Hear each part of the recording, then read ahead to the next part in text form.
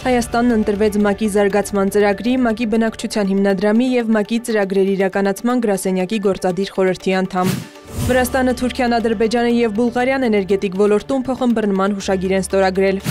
Ռուսական ուժերը հարվածել են Կրիվոյ Ռոգին, կան զոհեր։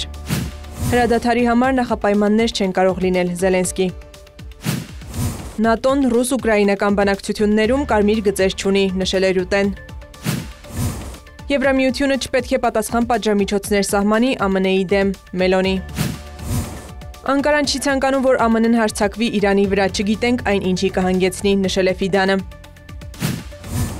Թրամփը Վիետնամի նախագահի հետ քննարկել է մաքսատուրքերը մեղմելու հարցը։ Թայվանի ափերի մոտ արձանագրվել են Չինաստանի 12 ռազմական ինքնաթիռ և 6 նավ։ Մյանմարում երկրաշարժի զոհերի թիվն աճում է։